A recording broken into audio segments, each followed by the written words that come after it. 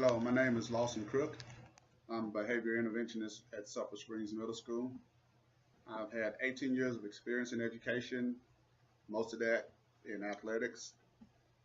The last 4 years or so, I've been doing behavior and discipline issues here at the middle school. I've been asked to explain some of the do's and don'ts of how to deal with behavior issues with students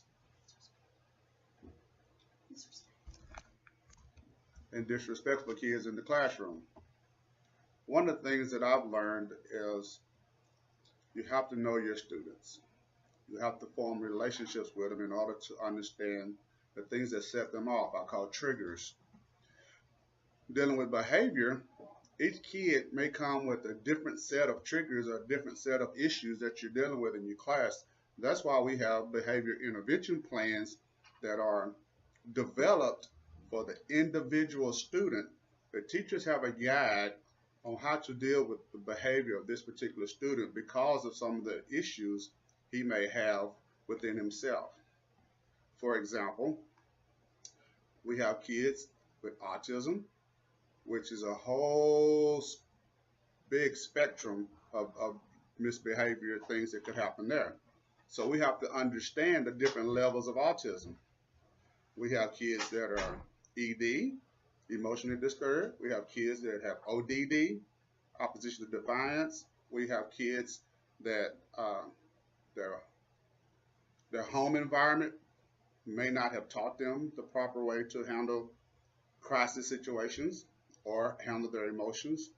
So we basically put out behavioral plans for each specific child for their various misbehavior or their various triggers.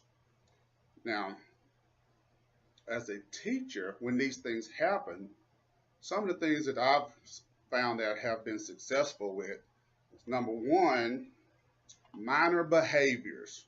With these students, we try not to make a mountain out of a molehill, let's say. Sometimes the student just may need a minute to get himself together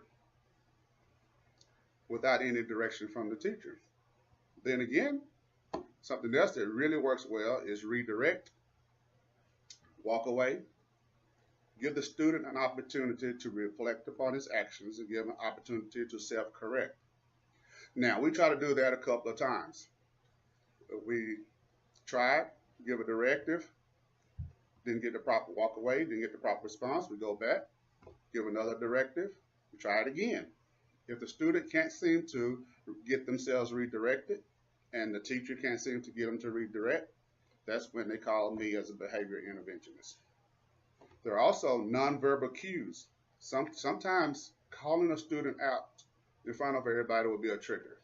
So we kind of do nonverbal cues. Maybe with this student, you may have, like Carol Burnett did, touch of the ear. Student knows, okay, I need to redirect myself. Or something as simple as a look. Or something as simple as some of those things work without even saying a word. We also I like for teachers to offer the student choices. You can say, if you do this, then I will give you this. Give a student a choice on how to get back on track within your classroom. Give them some choices. And one of the last ones is, maybe it's time for the student to have a break. Some kids, especially with ADHD, sometimes they just need a break from the class, especially if it's a long block class. Those students they just can't sit that long in one area, in one spot. So they need a little break in between to break up some of that time to help them redirect. So we allow them to have a break. Let them go to the restroom or let them, go get a drink, whatever it is. Let them have a little break. Those things seem to work. Now, when all this fails, that's all from the teacher's perspective. When all of these things fail, when the teachers tried these things, that's when they call for me the interventionist.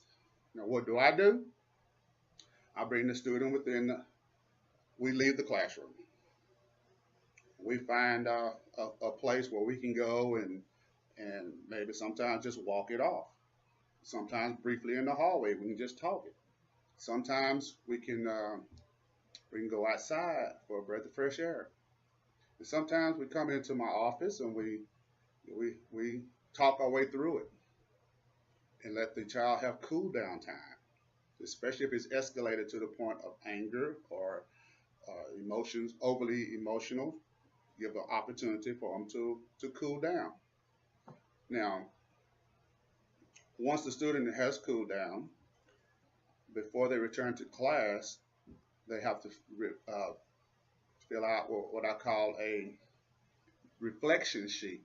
That gives them an opportunity to reflect back on the situation, the questions, some of the questions on how could you have handled it differently, um, what was the trigger, and who do you need to apologize to? Those type of things, type of questions are on the reflection sheet. We also, if the teacher was offended in any way or the classroom was disrupted in any way, we asked them to write an apology letter to whomever they offended. Could be the teacher, could be a student, whomever. And once all that is completed and the student has gotten back on track and I feel that he or she is able to return to class, that's what we do. And that's what I do as an interventionist. Okay, so explain to us what not to do when you feel disrespected. Some of the things that where teachers get caught up, they get caught up into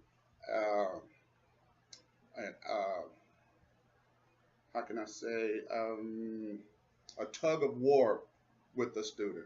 The worst thing you can do is get pulled into that student's world of anger or emotion. We cannot take some of the things they say personal. You must be the adult.